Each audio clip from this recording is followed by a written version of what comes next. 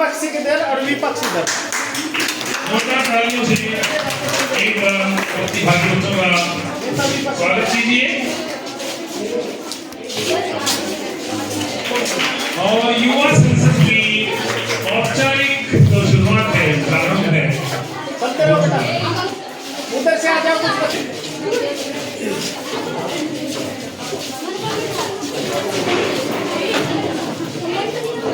आप बैठ जाओ, एक मिनट बस।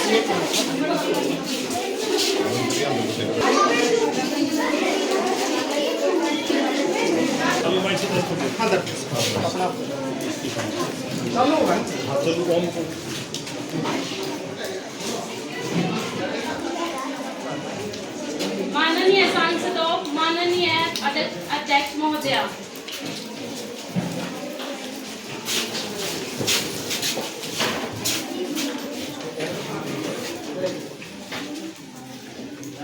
सभी सांसद अपनी सीट ग्रहण करें।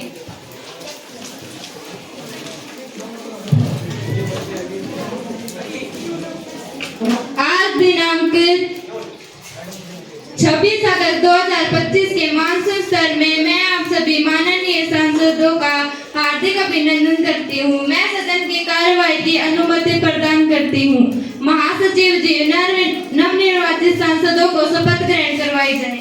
जी अध्यक्ष महोदय, कुमारी अश्वनी जो कि करनाल के लोकसभा क्षेत्र से निर्वाचित हुई है।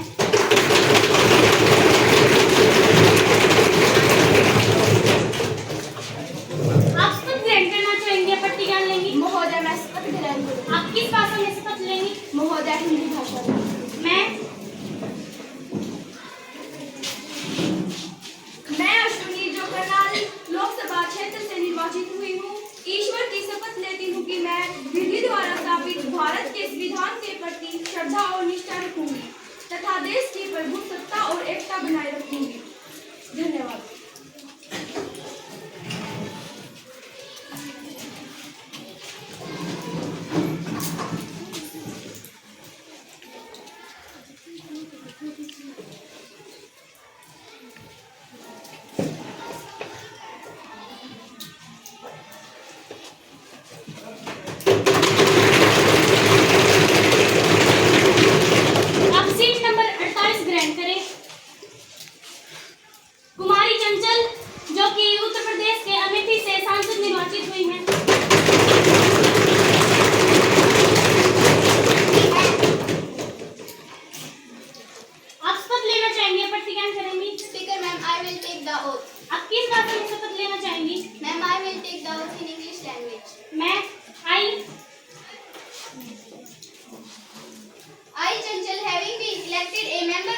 Parliament, do swear in the name of God solemnly affirm that I will bear true faith and allegiance to the Constitution of India as by law established, that I will uphold the sovereignty and integrity of India, and that I will faithfully discharge that duty upon which I am about to enter. Thank you.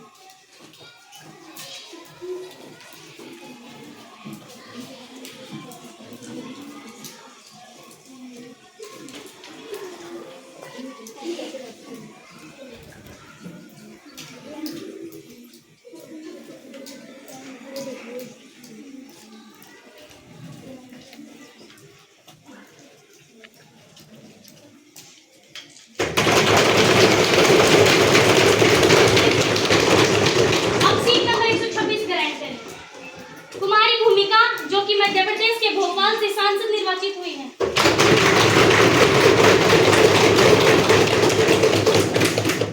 आप शपथ लेना चाहेंगे या प्रतिज्ञा करेंगी? महोदय, मैं शपथ ग्रहण करूंगी। आप किस भाषा में शपथ ग्रहण करना चाहेंगी? महोदय, मैं संस्कृत भाषा में शपथ ग्रहण।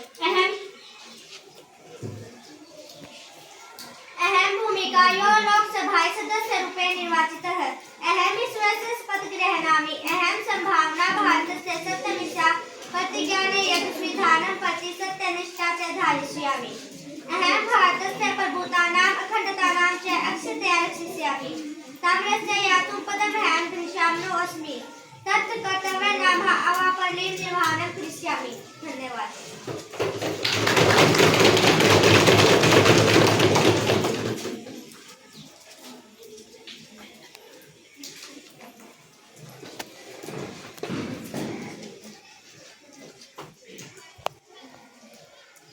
अब सीट नंबर 126 ग्रहण करें। माननीय सांसदों, आज हम एक माह के पश्चात मिल रहे हैं। मेरा यह कर्तव्य बनता है कि मैं आप सभी सांसदों को एक दुखद घटना के विषय में संदेश दूं। 12 जून 2025 को एयर इंडिया को बोइंग 787 प्लेन क्रैश हो गया, जिसमें 12 क्रू मेंबर समेत 242 लोग भी सवार थे। इस हादसे में यह प्लेन एक इमारत पर जाकर क्रैश हुआ, जिसमें 40 ट्रेनी डॉक्टर भी इस हादसे का शिकार हो गए। इस विमान में 169 भारतीय, 53 ब्रिटिश, 7 पुर्तगाली और 1 कनाडाई नागरिक भी सवार थे। इसमें 103 पुरुष, 114 महिलाएं, 111 बच्चे और 22 नवजात भी शामिल थे। इस विमान हादसे में गुजरात के पूर्व मुख्यमंत्री श्री विजय रूपाणी जी का भी निधन हो गया। प्रधानमंत्री जी।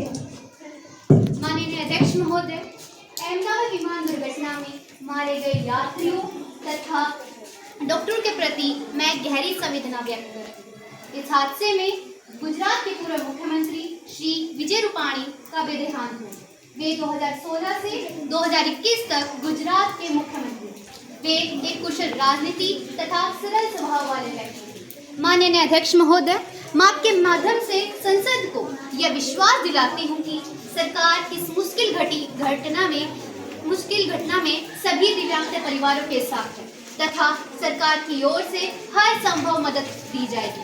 माननीय अध्यक्ष महोदय, परमात्मा उनकी आत्मा को शांति दे तथा उनके परिवारजनों को दुख सहने की शक्ति प्रदान करे। धन्यवाद। धन्यवाद अध्यक्ष महोदय। मैं 12 जून की विमान दुर्घटना पर पूरे विपक्ष की ओर से दुख व्यक्त करती हूँ। इस दुर्घटना में हमारे देश के साथ साथ अन्य देशों के लोग भी मारे गए। यह विमान दुर्घटना का दृश्य बहुत ही अत्यधिक विचलित करने वाला था और इस विमान दुर्घटना ने एक बार फिर से विमान सुरक्षा की जांच को उपायों और सवालों के घेरे में ला खड़ा किया है। मेरी सरकार से मांग है कि इस घटना में मारे गए सभी यात्रियों और डॉक्टरों के परिवारों की हर संभव मदद करें और अधिक से अधिक उनको वित्तीय लाभ पहुंचाएं। मैं सभी सांसदों से अनुरोध करती हूँ कि उन सभी दिवंगत आत्माओं की शांति के लिए हम 2 मिनट का मौन धारण करें।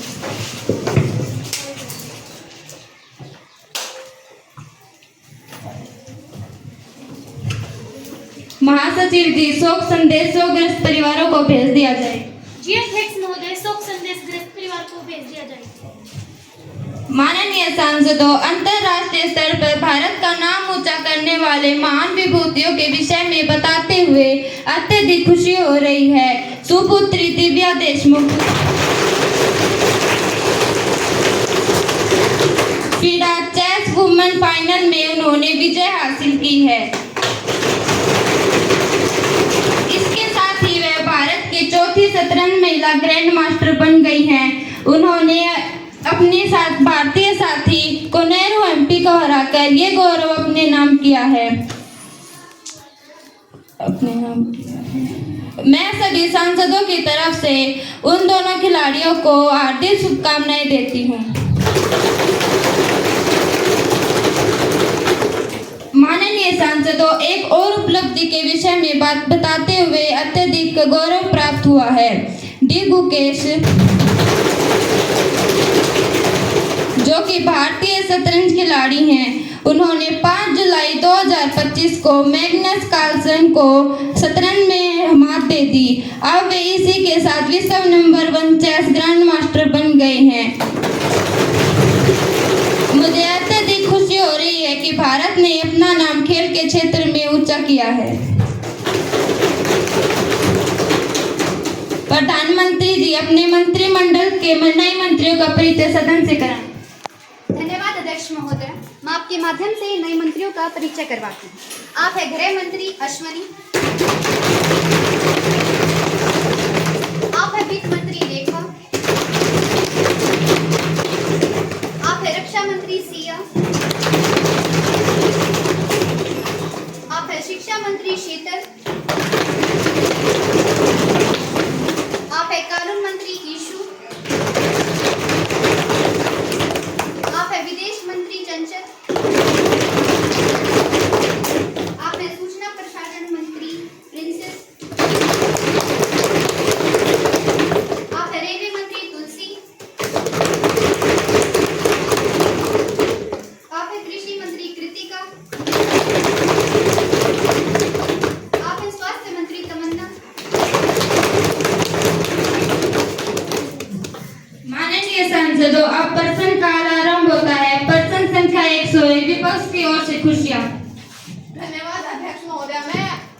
आपका विषय एक ऐसी घटना के विषय में दिलाना चाहती हूँ। धन्यवाद अध्यक्ष महोदय। मैं गृह मंत्री जी से पूछना चाहती हूँ कि 22 अप्रैल 2025 को जो जम्मू कश्मीर के पहलगांव में जो आतंकी हमला हुआ था उसके विषय में जानकारी प्राप्त करना चाहती हूँ, और कि इस हमले में जो 26 लोग मारे गए थे सरकार उनकी क्या मदद कर रही है। गृह मंत्री जी इसका जवाब दें। धन्यवाद माननीय अध्यक्ष महोदय।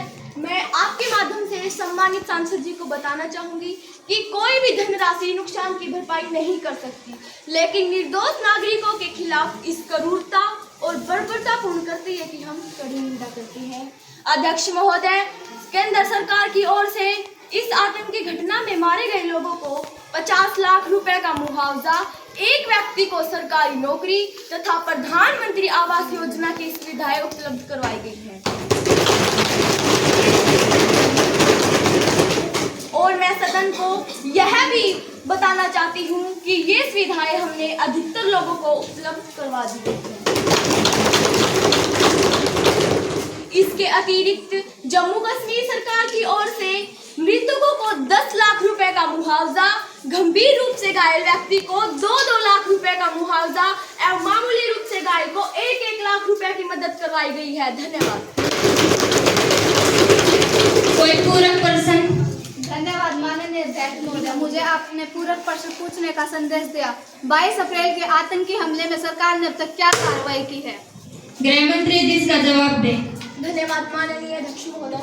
मैं आपके माध्यम से सदन को बताना चाहूंगी कि यह हमला पाकिस्तानी आतंकियों द्वारा किया गया था। इस हमले के बाद सरकार ने 5 बड़े कदम उठाए हैं। नंबर 1, अटारी बॉर्डर को बंद कर दिया गया। नंबर 2, 1960 का सिंधु नदी जल समझौते को स्थगित किया। नंबर 3, पाकिस्तानी नागरिकों को 48 घंटे में भारत छोड़ना पड़ा। नंबर 4, इस्लामाबाद में भारतीय दूतावास को बंद किया गया। नंबर 5, आतंकियों की मदद करने वाले और प्रशिक्षण देने वालों की पहचान व आतंकियों की सिफाई में एक विशेष अभियान चलाया गया। धन्यवाद। प्रश्न संख्या 101 विपक्ष की ओर से सांसद अंजलि। धन्यवाद अध्यक्ष महोदय। मेरा सवाल माननीय रक्षा मंत्री जी से है कि ऑपरेशन सिंदूर से देश को क्या नुकसान हुआ है। इससे पहले सर्जिकल स्ट्राइक से भी सरकार ने आतंकी ठिकाने नष्ट करने का दावा किया था। पाकिस्तान 5 लड़ाकू विमान गिराने का दावा करता है। सरकार इस विषय में देश को अंधेरे में रखना चाहती है। रक्षा मंत्री जी इसका जवाब दें। धन्यवाद अध्यक्ष महोदया, आपने मुझे बोलने का मौका दिया। मैं आपके माध्यम से सदन को बताना चाहती हूँ कि ऑपरेशन सिंदूर पूर्ण रूप से सफल रहा। हमने अपने लक्ष्यों को प्राप्त किया, अधिकतर आतंकी ठिकानों को नष्ट किया। विपक्ष हमेशा सेना के शौर्य पर सवाल उठाती है। सर्जिकल स्ट्राइक पर कहते थे हुई ही नहीं, और एयर स्ट्राइक पर कहते थे कि पेड़ गिरे हैं।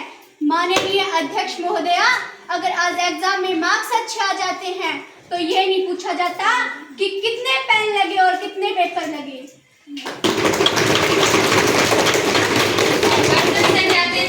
विपक्ष की ओर से सांसद वाइदा बानो। अध्यक्ष महोदया, आपके माध्यम से मैं सम्मानित कृषि मंत्री जी से सवाल पूछना चाहती हूँ कि आपने किसान की आय दोगुनी करने का वादा किया था। देश का अन्नदाता सड़कों पर यूरिया की मांग को लेकर बैठा है। यूरिया की भारी कमी है। सरकार आपूर्ति मित्रों में पूर्ण रूप से असफल रही है। सरकार देश के लिए क्या कर रही है? अध्यक्ष महोदय, किसान आत्महत्या करे, ऐसे किसान की आय दुगनी। अध्यक्ष महोदय, कृषि मंत्री के खुद गांव कैरो का एक किसान राधेश्याम की यूरिया की लाइन में खड़े रहने के कारण हार्ट अटैक से मृत्यु हो गई। कृषि मंत्री जी इसका जवाब दें। धन्यवाद अध्यक्ष महोदय। मैं यूरिया की कमी और किसानों के अपने फसल के लिए पर्याप्त खाद नहीं मिल पाने से भली भांति परिचित हूँ।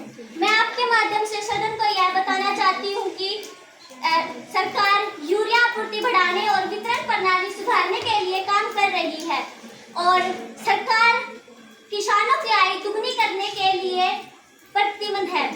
हमने खरीफ की 19 फसलों की एमएसपी बढ़ाई है। धन्यवाद।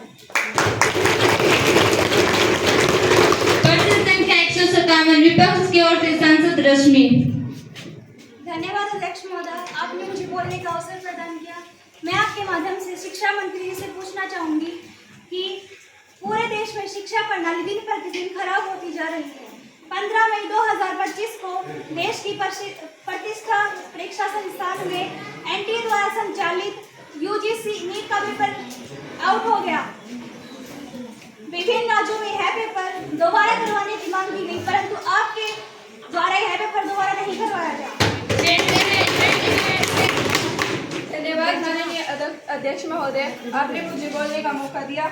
माननीय अध्यक्ष महोदय, मैं आपके माध्यम से सदन और सभी सांसदों को बताना चाहती हूँ कि जो 15 मई 2025 को यूजीसी नीट की परीक्षा हुई थी, वह परीक्षा आउट नहीं हुई है, बल्कि यह तो विपक्षी लोगों द्वारा उड़ाई गई एक अफवाह थी। हमने बहुत से केंद्रों पर इसकी जांच की है, सरकार ने इसकी जांच की है और अभी भी इसकी जांच चल रही है। इसकी जांच में 3 महीने का समय लग गया है, जिसकी वजह से विद्यार्थियों के दाखिलों में भी देरी हुई है और हरियाणा और बिहार में तो इसकी जांच अभी भी चल रही है।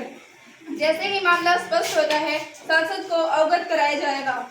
और इसके लिए माननीय अध्यक्ष महोदय, इसके लिए मैं आपको यह भी बताना चाहती हूँ कि हमारी सरकार ने लोक परीक्षा कानून 2024 बनाया है, जिसके तहत इसके तहत बहुत कठोर कदम उठाए गए हैं। इसके लिए सार्वजनिक परीक्षा केंद्रों पर में पारदर्शिता लाना और आश्वस्त करना है। इसके लिए सरकार ने कठोर प्रावधान किए हैं।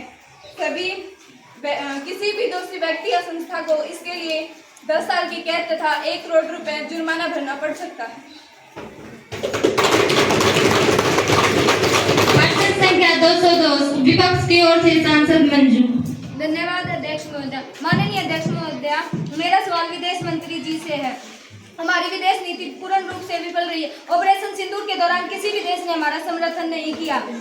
माननीय अध्यक्ष महोदय, मैं सदन को बताना चाहती हूं कि प्रधानमंत्री जी देश में तो कम और विदेशी यात्राओं पर ज्यादा रहते हैं। मैं सदन को बताना चाहती हूं कि जनता के टैक्स का पैसा विदेशी यात्राओं पर उड़ाया जा रहा है। अध्यक्ष महोदय, मैं सदन के माध्यम से जनता की आवाज उठा रही हूँ। मैं सदन को प्रधानमंत्री जी की इस साल की विदेशी यात्राओं के बारे में बताना चाहती हूँ। मार्च में प्रधानमंत्री जी मॉरिशस और अमेरिका गए। अप्रैल में प्रधानमंत्री जी फ्रांस और अमेरिका गए। जून में प्रधानमंत्री जी थाईलैंड, श्रीलंका और सऊदी अरब गए। जुलाई में प्रधानमंत्री जी टोबैगो, अर्जेंटीना न जाने किन किन देशों में गए। इन यात्राओं से क्या हासिल हुआ? सरकार की विदेश नीति बिल्कुल विफल रही है। विदेश मंत्री जी इसका जवाब दें। Honorable Speaker, ma'am, our foreign policy is quite clear and linked to international cooperation and national interest. Our foreign policy reflects our national pride and courage. Honorable Speaker, ma'am, I want to inform this House through you and to the nation through this House that Pakistan was directly involved in Pahalgam terrorist attack. Honorable Speaker, ma'am, we sent 3 delegations of all party members to all over the world to gain global support to expose Pakistan on its terrorism.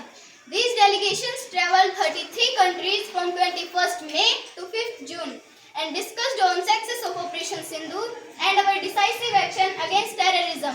We are getting very positive global support against terrorism. Honorable Speaker, ma'am, there are 193 members of United Nations. 193. Only 3 apart from Pakistan opposed Operation Sindoor. Only 3.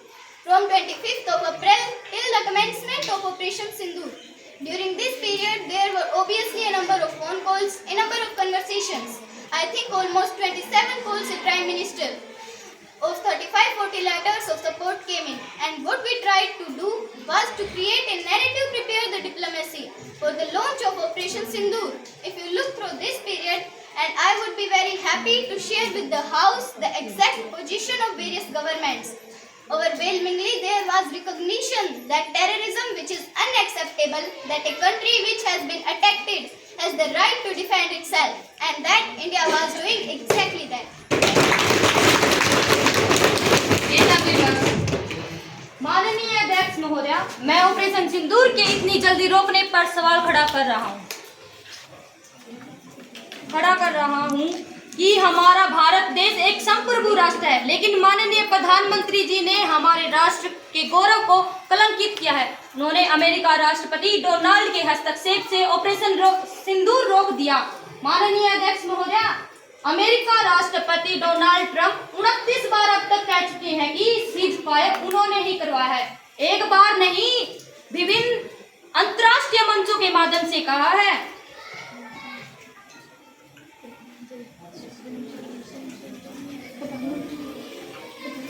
प्रधानमंत्री जी पहले बहुत कहते थे हमारा 56 inch का सीना है, ये होता 56 इंच का सीना। जब हमारी सेना पाकिस्तान का बड़ा नुकसान कर रही थी तो संघर्ष विराम उस समय किसी के दबाव में क्यों लिया गया? प्रधानमंत्री जी सांसद के माध्यम से देश को बताएं कि उन्होंने सेनाओं के मनोबल तोड़ने का कार्य क्यों किया और उन्होंने सरकार सेनाओं के पराक्रम पर आज राजनीति कर रही है और सैनिकों के बलिदान पर आज राजनीतिक लाभ उठाना चाहती है। आज हमारा देश यह जानना चाहता है। माननीय अध्यक्ष महोदय, मैं इन 2 शब्दों के साथ अपनी बात को समाप्त करना चाहती हूँ। तुम्हें वफा याद नहीं, हमें जफा याद नहीं। तुम्हें वफा याद नहीं, हमें जफा याद नहीं। जिंदगी और मौत के 2 ही तराने हैं। जिंदगी और मौत के 2 ही तराने हैं। एक तुम्हें याद नहीं, एक हमें याद नहीं। प्रधानमंत्री जी इसका जवाब दें। माननीय अध्यक्ष महोदय, मैं आपके माध्यम से सदन और देश की जनता को बताना चाहती हूँ कि विपक्ष का पाकिस्तान के प्रति प्रेम जग जाहिर है।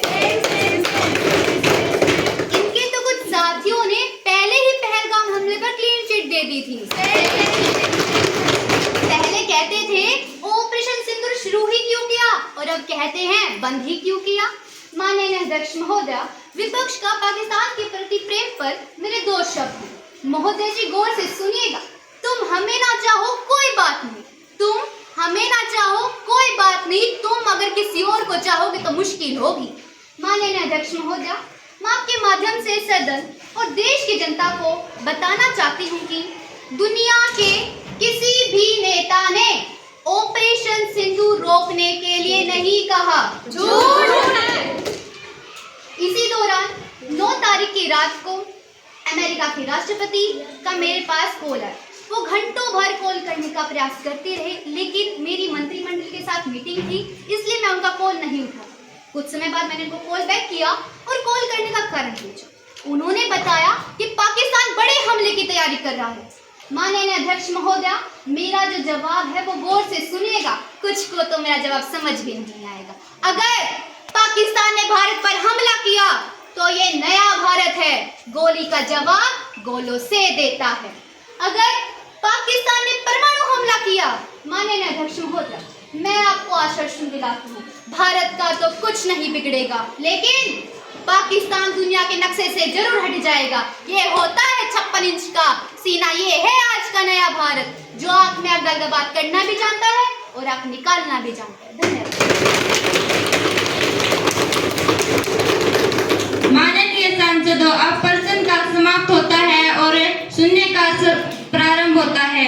विपक्ष की ओर से वेदा चौहान जी अपना प्रश्न उठाएं। माननीय अध्यक्ष महोदय, मैं आपके माध्यम से वित्त मंत्री जी से यह पूछना चाहूंगी कि किसी भी कर्मचारी के बुढ़ापे का सहारा उसकी पेंशन होती है, लेकिन आपकी सरकार ने 2004 के बाद सेवा में आए कर्मचारियों की पेंशन बंद कर दी। शांति बनाए रखें। अगर जिस कर्मचारी को पेंशन नहीं मिलेगी तो क्या उसका भविष्य अंधकार में नहीं होगा? क्या उसके बुढ़ापे में स्वास्थ्य संबंधी समस्याएं नहीं आएंगी? वो अपना जीवन यापन कैसे कर पाएगा? अगर एनपीएस इतनी ही अच्छी है तो आपने पहले नेताओं पर लागू क्यों नहीं की?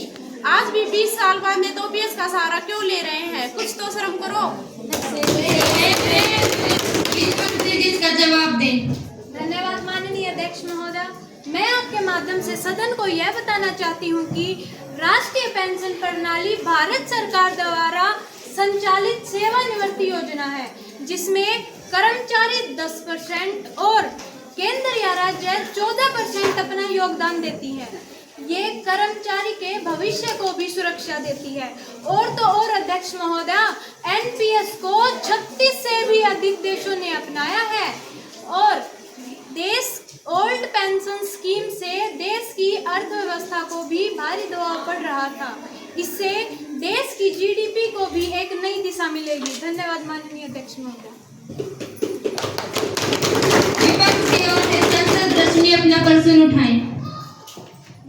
माननीय अध्यक्ष महोदया, मैं आपके माध्यम से ऑपरेशन महादेव की कार्यवाही के विषय में जानना चाहती हूँ, बल्कि पूरा देश जानना चाहता है कि इतना समय बीत जाने पर भी सरकार ने इस मुद्दे पर कठोर कदम क्यों नहीं उठाए। धन्यवाद। गृह मंत्री जी इसका जवाब दें। धन्यवाद माननीय अध्यक्ष महोदय। मैं आपके माध्यम से सदन को और सदन के माध्यम से पूरे देश को बताना चाहूंगी कि ऑपरेशन महादेव में सुलेमान, जिब्रान और अफगान, इन तीनों आतंकियों को भारत की सेना सीआरपीएफ ने और जम्मू कश्मीर के संयुक्त अभियान में 28 जुलाई को मार गिराया।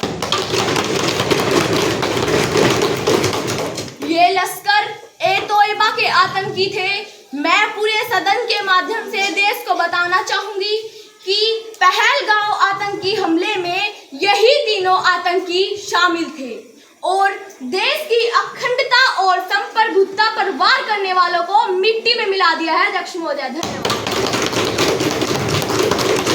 विपक्ष की ओर से दीक्षा जी अपना प्रश्न उठाएं। माननीय अध्यक्ष महोदय जी, मैं आपके माध्यम से शिक्षा मंत्री जी से यह पूछना चाहती हूँ कि राजस्थान के झालावाड़ा में 25 जुलाई को हुए हादसे में पिपलोदी राजकीय उच्च विद्यालय में हुए हादसे में जो 7 मासूम बच्चे मारे गए हैं, उनका कौन जिम्मेवार है?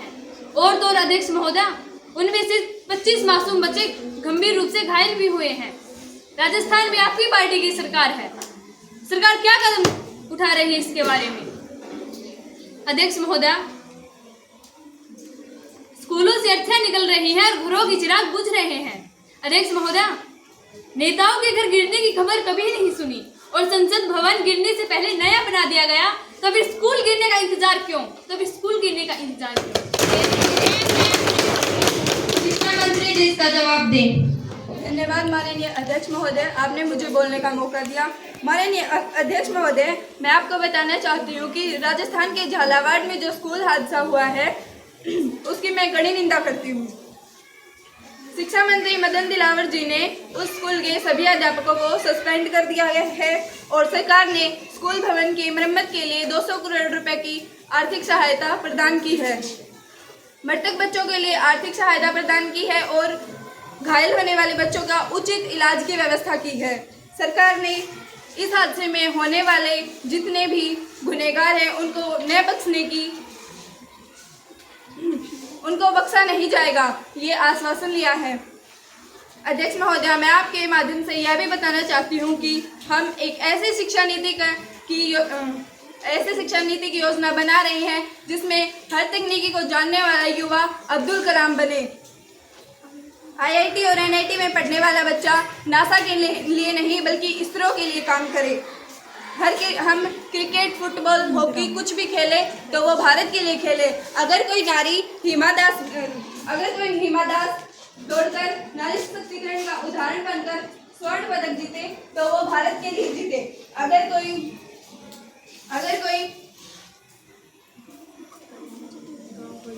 अगर कोई नीरज चोपड़ा बनकर आगे आए और वह हमारे भारत के लिए भाला फेंके। इसी के साथ अध्यक्ष महोदय, मैं आपको एक बात कहना चाहूँगी कि हम कितने साँचों से ढलकर आए हैं, एक ख्वाब की तरह पल कर आए हैं। तुम जहाँ सिफारिशों से पहुँचे हो, हम वहाँ खुद चल कर आए हैं। सांसद नंजू अपना प्रश्न उठाएं। धन्यवाद अध्यक्ष महोदय, आपने मुझे बोलने का अवसर दिया। माननीय अध्यक्ष महोदय, मेरा प्रश्न रक्षा मंत्री जी से है कि ऑपरेशन महादेव कल ही क्यों हुआ? माननीय अध्यक्ष महोदय, अगर इनके पास इतनी उन्नत तकनीक है तो पुलवामा हमले में प्रयुक्त हुए आरडीएक्स और गाड़ी कहाँ से आई, ये देश की जनता को अब तक क्यों नहीं बताते। वो गाड़ी और आरडीएक्स अब तक पकड़े क्यों नहीं गए हैं। आतंकियों को पकड़ने और मारने के पक्ष में हम भी हैं, लेकिन सरकार हमेशा राजनीति का लाभ उठाती है। शांति बनाए रखे, सदन की कार्रवाई आगे चलने। माननीय अध्यक्ष महोदया, वे उड़ी हमले और सर्जिकल स्ट्राइक पर देश की जनता को गुमराह कर रहे हैं। माननीय अध्यक्ष महोदया, पहलगाम हमले में मारे गए व्यक्तियों के बारे में सरकार की ओर से अब तक एक भी शब्द नहीं कहा गया है। इन्हीं शब्दों के साथ मैं अपनी वाणी को विराम देती हूँ। तू इधर उधर की बात न कर, तू इधर उधर की बात न कर, ये बता काफिला क्यों लूटा। रक्षा मंत्री जी इसका जवाब दें। माननीय अध्यक्ष महोदया, मैं आपके माध्यम से सदन और सदन के माध्यम से देश की जनता को बताना चाहती हूँ कि एनआईए ने पहले ही इस हमले के मददगारों और भोजन देने वालों को गिरफ्तार कर लिया था। अध्यक्ष महोदया, जो लोग इस हमले में मारे गए, हमने उनके परिवारजनों से पहचान करवाई है। 4 लोगों ने उन्हें पहचाना है कि वही आतंकी है जिन्होंने हमला किया। उनके पास मिले हथियार और कारतूसों को हमने डीआरडीओ चंडीगढ़ विशेष विमान से जांच के लिए भेजा और इसकी पुख्ता जांच के लिए हमने खाली कारतूसों का मिलान किया, तब एनआईए ने इसकी पुष्टि की है। विपक्ष की ओर से सांसद मुस्कान अपना प्रश्न उठाएं। धन्यवाद अध्यक्ष महोदया। अध्यक्ष महोदया, मैं आपके माध्यम से स्वास्थ्य मंत्री जी से जानना चाहती हूँ कि सरकार ने जो फ्री में कोरोना वैक्सीन लगवाई थी, क्या उससे हृदय संबंधी संक्रमण का खतरा बढ़ा है। एक अध्ययन से यह बात भी सामने आई है कि ओ पॉजिटिव ब्लड ग्रुप वालों को छोड़कर सभी में संक्रमण का खतरा बढ़ा है। सरकार इसके लिए क्या कदम उठा रही है। स्वास्थ्य मंत्री जी इसका जवाब दें। धन्यवाद अध्यक्ष महोदया, मैं आपके माध्यम से सदन को बताना चाहती हूँ कि कोविड-19 केस में केंद्र सरकार ने फाइजर बायोएनटेक नोवा वैक्सीन को मान्यता दी थी। इसके अलावा कोविशील्ड जो कि भारत में निर्मित है को भी मान्यता दी थी। IMR इंडियन मेडिकल रिसर्च के अध्ययन के अनुसार ये सभी वैक्सीन पूर्ण रूप से सुरक्षित हैं। विपक्ष लोगों के द्वारा लोगों में यह भ्रम फैलाया जा रहा है कि भारत सरकार ने अपनी तत्परता दिखाते हुए कोरोना महामारी पर नियंत्रण पाया है। अध्यक्ष महोदया, अगर इनकी सरकार होती तो मृतकों की संख्या लाखों में होती। अध्यक्ष महोदया, मैं आपके माध्यम से सदन को बताना चाहती हूँ कि केंद्र सरकार ने 120 करोड़ लोगों को मुफ्त में वैक्सीन लगाई थी, जो कि विश्व के कई देशों से बहुत अधिक है। धन्यवाद। विपक्षी सांसद नैना जी अपना प्रश्न उठाएं।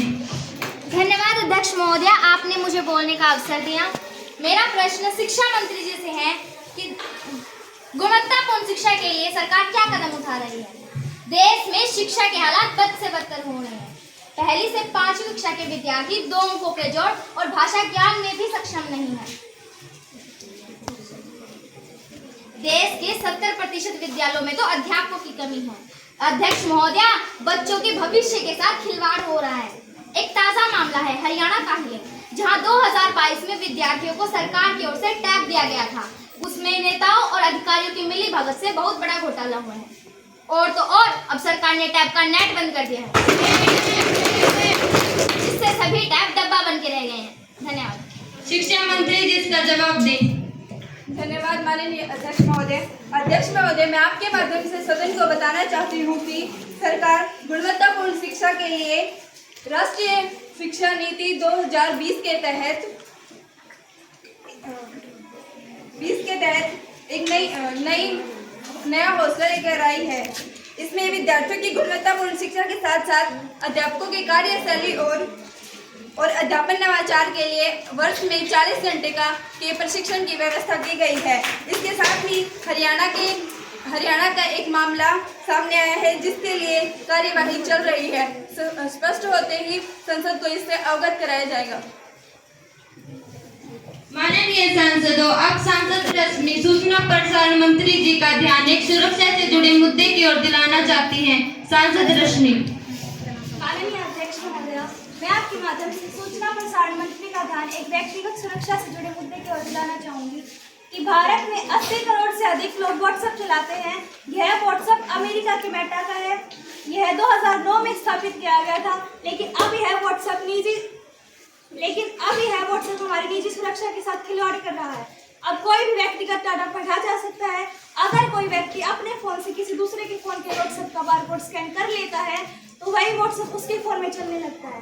इसलिए मैं आपसे अनुरोध करती हूँ कि इस मुद्दे पर कठोर कदम उठाए जाएं। सूचना प्रसारण मंत्री जी इसका जवाब दें। धन्यवाद अध्यक्ष महोदय, आपने मुझे बोलने का मौका दिया। मैं आपके माध्यम से सदन को विश्वास दिलाना चाहूंगी कि यह मामला मेरे संज्ञान में अभी है। भारत सरकार इस कंपनी के विषय में स्पष्टीकरण माना जाएगा। भारत सरकार किसी भी नागरिक की निजी सुरक्षा के साथ खिलवाड़ नहीं करने देगी। धन्यवाद। माननीय सांसदों, अब सांसद अंजलि कार्य स्थापन प्रस्ताव पेश करना चाहती हैं। माननीय सांसद अंजलि। माननीय अध्यक्ष महोदय, मैं महंगाई के मुद्दे पर संसद में कार्य स्थगन पेश करना चाहती हूँ। अध्यक्ष महोदय, देश में महंगाई अपनी चरम सीमा पर है। एक और सरकार बड़े उद्योगपतियों को अधिक लोन और सब्सिडी प्रदान कर रही है, तो दूसरी ओर घरेलू कार्यों में उपयोग होने वाली एलपीजी गैसों के दाम 100 रुपए प्रति सिलेंडर बढ़ा दिए गए हैं। पेट्रोल और डीजल के दाम हर महीने बढ़ाए जा रहे हैं, जिससे आम आदमी का जीना मुश्किल हो गया है। अध्यक्ष महोदय, टमाटर 120 रुपए किलो मिल रहे हैं, प्याज 95 रुपए किलो मिल रहे हैं, आलू का भाव तो 70 रुपए किलो है, दाल 180 रुपए किलो मिल रही है। सरकार गरीबों की थाली में से भोजन कम करने पर तुली हुई है। अध्यक्ष महोदय, महंगाई के विषय में संसद में कार्य स्थगन की अनुमति दी जाए। जो इस कार्य स्थगन प्रस्ताव के पक्ष में है, कृपया अपना हाथ खड़ा करें।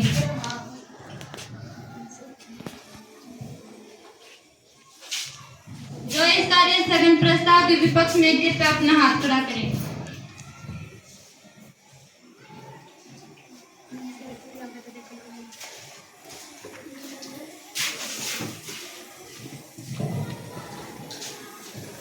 माननीय सांसदों, ने का बहुमत है, ने का बहुमत है, ने का बहुमत है। सांसद श्रद्धा।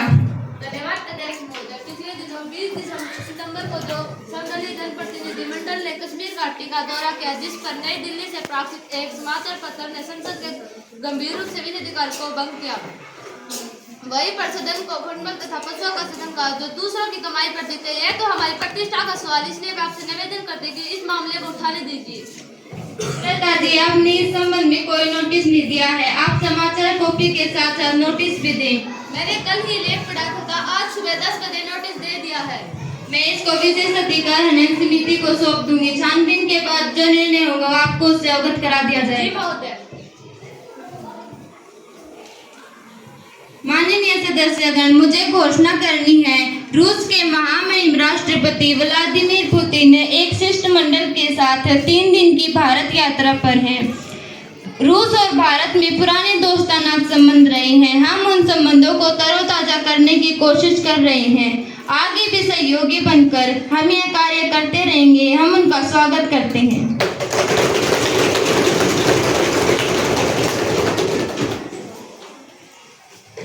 माननीय सांसदों, अब विधायी कार्य प्रारंभ होता है। कानून मंत्री अपना विधेयक के स्थापन के लिए रखे। महासचिव जी, विधेयक की प्रतियां सभी सांसदों को उपलब्ध कराई जाए।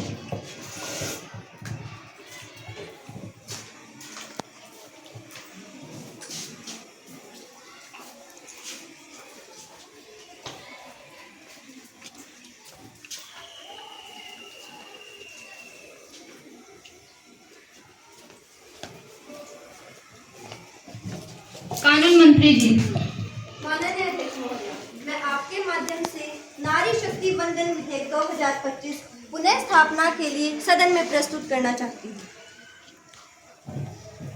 प्रश्न यह है कि क्या कानून मंत्री जी को नारी शक्ति वंदन विधेयक 2025 को सदन में लाने संबंधी अनुमति प्रदान की जाए? जो इसके पक्ष में है, कृपया हाँ करें। जो इसके विपक्ष में, कृपया ना कहें।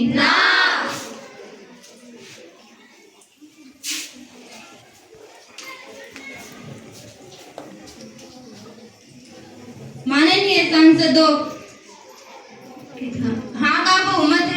का बहुमत है, हाँ का बहुमत है। इसलिए नारी शक्ति वंदन विधेयक को सदन में लाने की अनुमति प्रदान की जाती है। विधेयक का दूसरा वाचन 15 सितंबर 2025 को शुरू होगा।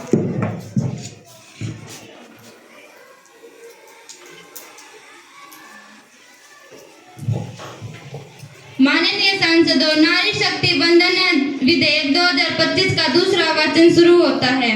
कानून मंत्री जी। अध्यक्ष महोदया जी, आदरणीय सदन के सभी सदस्यों, मैं नारी शक्ति वंदन विधेयक को सदन में चर्चा करने की अनुमति चाहती हूँ। अनुमति प्रदान की जाती है।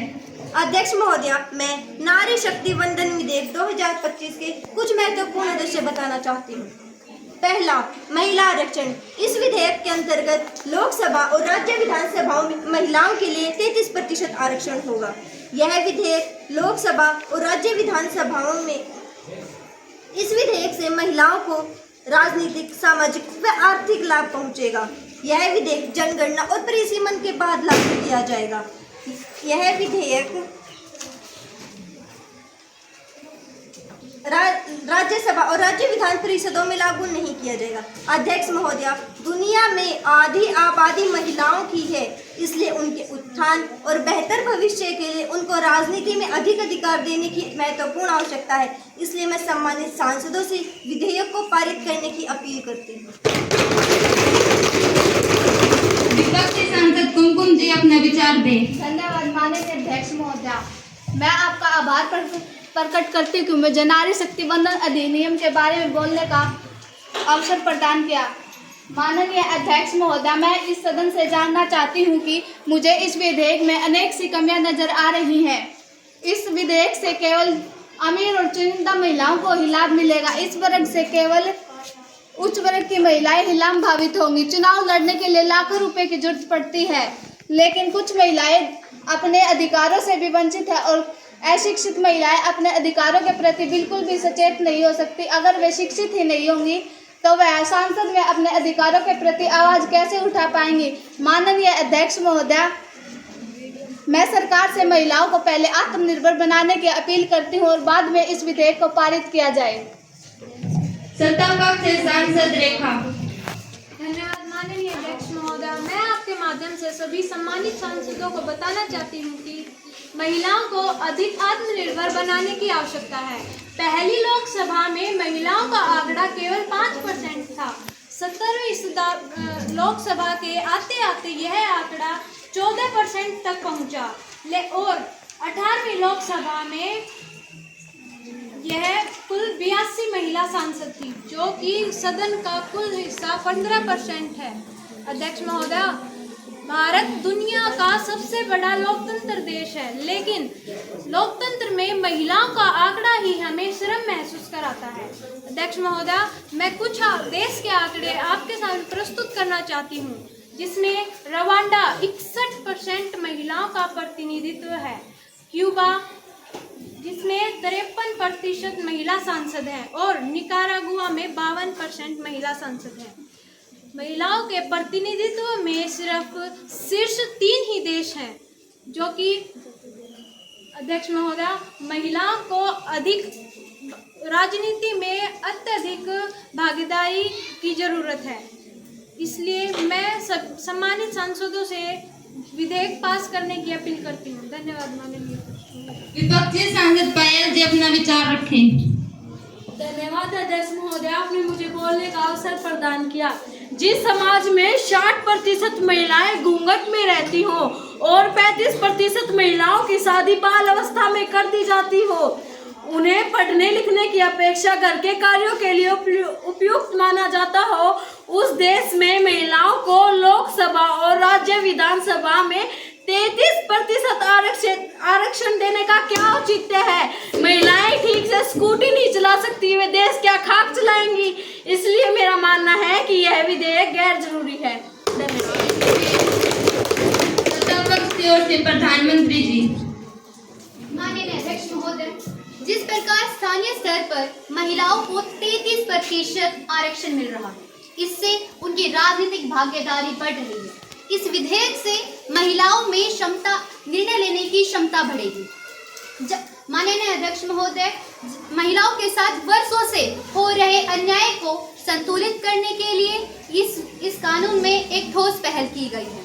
जब राजनीति में महिलाओं की भागीदारी बढ़ेगी तो आने वाली पीढ़ियां उन्हें देखकर प्रेरित होंगी। जब देश की महिला फाइटर जेट प्लेन उड़ा सकती हैं, तो संसद में विधेयक क्यों नहीं बन सकती, देश क्यों नहीं चला सकती। आज भी 543 लोकसभा की सीटों में से सिर्फ 82 सीटों पर महिलाएं हैं। क्या ये आंकड़े 21वीं सदी के भारत को शोभा देती है? माननीय अध्यक्ष महोदय, आज संसद में महिलाओं की सीट नहीं बढ़ाई गई, अपितु माँ की ममता, बहन की बुद्धि और बेटी की उम्मीद बढ़ाई गई है। माननीय अध्यक्ष महोदय, इन्हीं शब्दों के साथ मैं अपनी वाणी को और विराम देती हूँ। विपक्ष की ओर से पिंकी जी अपना विचार रखें। धन्यवाद अध्यक्ष महोदय, आपने मुझे बोलने का अवसर प्रदान किया। माननीय अध्यक्ष महोदय, मैं इस बिल के कुछ खामियों के बारे में सदन का ध्यान अवगत कराना चाहती हूँ। SC, ST और OBC के लिए इस बिल में किसी प्रकार के आरक्षण की व्यवस्था नहीं की गई। और अध्यक्ष महोदय जी, इस बिल में केवल उच्च वर्ग की महिलाओं को ही फायदा होगा। दूसरा अध्यक्ष महोदय जी, यह बिल पिछले 13 वर्षों से अटका पड़ा था। सरकार इस विधेयक के माध्यम से अगले वर्ष होने वाले लोकसभा चुनाव में राजनीतिक लाभ उठाना चाहती है। ये सत्ता का खेल है बड़ा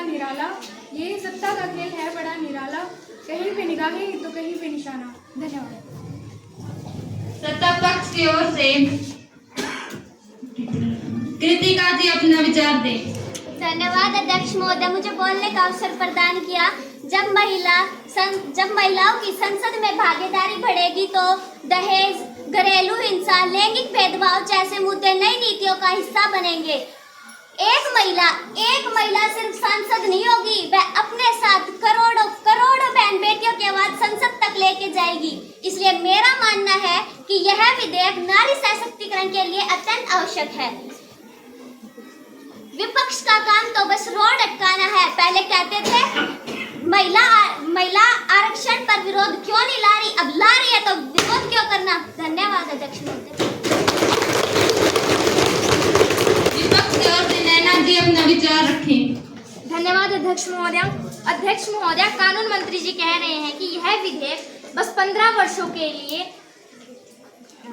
लोकसभा और राज्य विधानसभाओं के लिए 33% आरक्षण की व्यवस्था करेगा।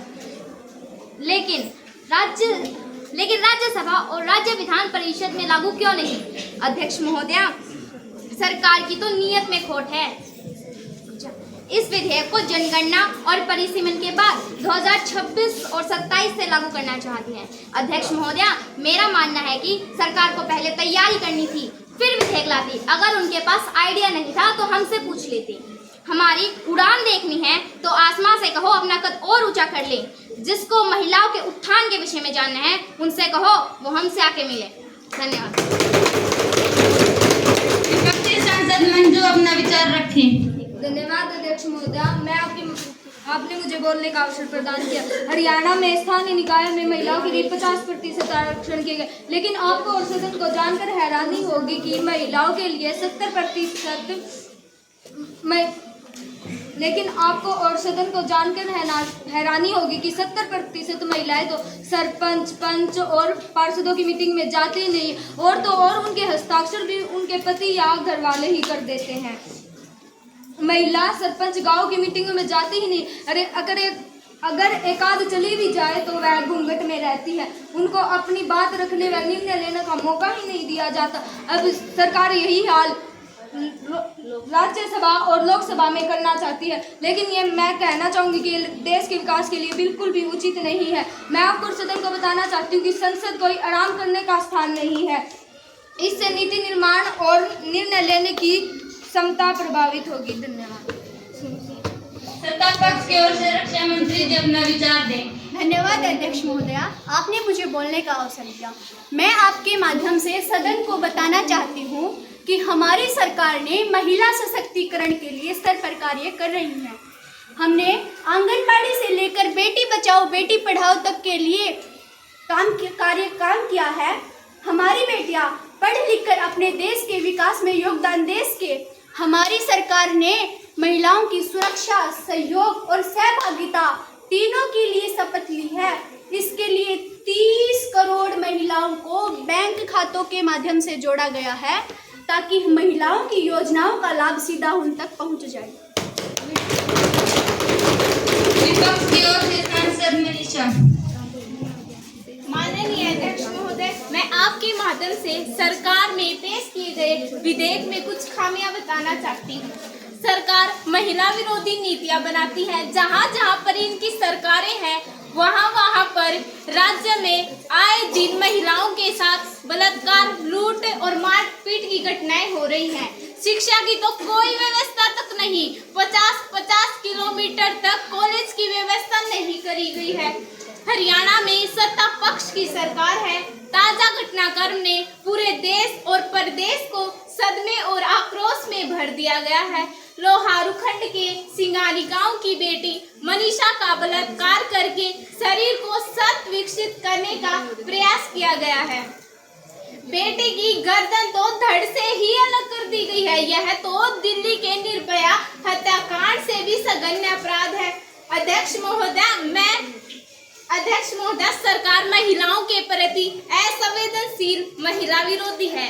अध्यक्ष महोदय, मैं अपनी वाणी को विराम देते हुए कहना चाहूंगी कि एक मनीषा की चीख से पूरा भारत जाग गया।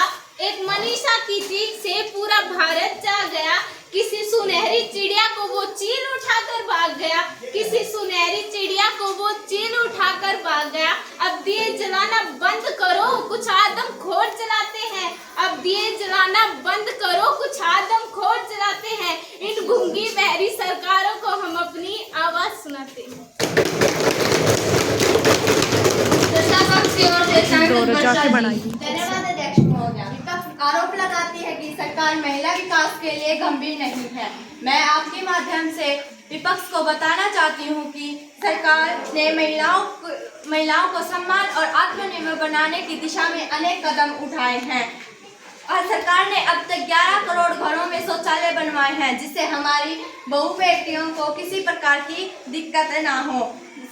महिलाओं को स्वावलंबी बनाने के लिए उन्हें बिना ब्याज 5 लाख रुपए तक की ऋण की व्यवस्था की है। इन योजनाओं से किसको लाभ होगा ये विपक्ष बताने की कोशिश करेगा। 10 करोड़ घरों को प्रधानमंत्री उज्ज्वल योजना से LPG निःशुल्क दिया गया। 3 करोड़ से ज्यादा माताओं को घर दिया गया। ये घर भी माताओं के नाम किया गया।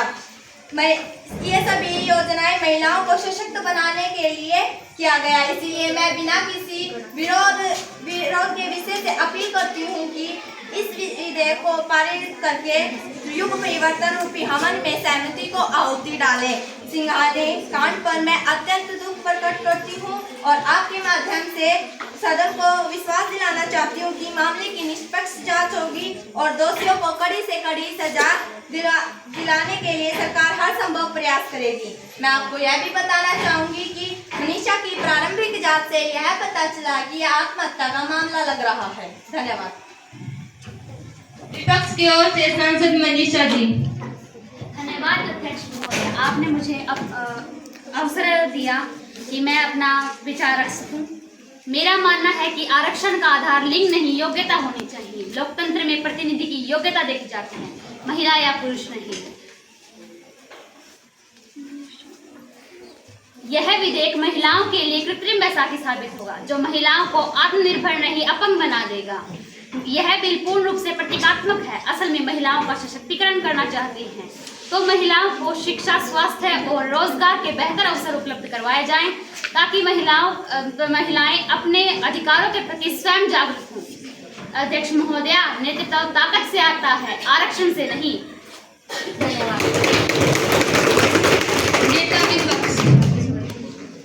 धन्यवाद अध्यक्ष महोदया। 18वीं लोकसभा में कुल 82 महिलाएं संसद हैं। मैं उनके सदन में उपस्थिति और उनकी कार्यप्रणाली की ओर ध्यान दिलाना चाहता हूँ।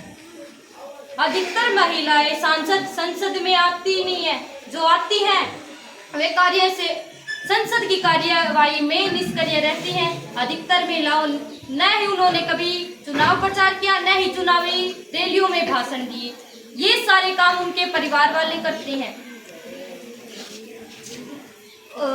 संविधान सभा में भी केवल 15 ही महिलाएं थी और आजादी के 79 साल बाद भी महिलाओं के अधिकारों के लिए आंदोलन हो रहे हैं। अधिकतर महिलाओं के घर से बाहर निकलने पर प्रतिबंध है और ज्यादातर महिलाएं गैर आर्थिक कार्य करती हैं। तो कैसे संभव है कि वे देश के नीति निर्माण में अहम भूमिका निभाएंगी? अतः मेरा सरकार से अनुरोध है कि पहले महिलाओं को आत्मनिर्भर और आर्थिक रूप से समृद्ध बनाया जाए। प्रधानमंत्री जी। माननीय अध्यक्ष महोदय, इस विधेयक पर काफी चर्चा हो चुकी है। अंततः मैं इतना ही कहना चाहूंगी कि यह विधेयक एक युग बदलने वाला विधेयक है। इसे 128 संविधान संशोधन के तहत सदन में रखा जाएगा। इसे अनुच्छेद 330 से लोकसभा में महिलाओं को 33% आरक्षण दिया जाएगा और यह विधेयक अनुच्छेद 332A के तहत विधानसभाओं में महिलाओं को 33% आरक्षण दिया जाएगा। इस विधेयक से महिलाओं में राजनीतिक भागीदारी बढ़ेगी तथा आने वाली पीढ़ियां उन्हें देखकर प्रेरित होंगी। ये विधेयक विपक्ष के लिए चुनावी मुद्दा हो सकता है, लेकिन हमारे लिए नहीं, तथा मैं सदन से इस विधेयक को पारित करने का अनुरोध करती हूँ। धन्यवाद। माननीय सांसदों, विधेयक का अंतिम वाचन 20 नवंबर 2025 को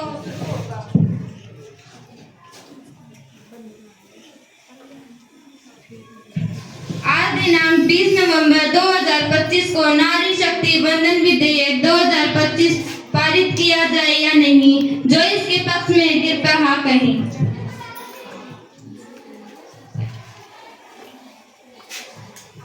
जो इसके विपक्ष में कृपया ना कहें।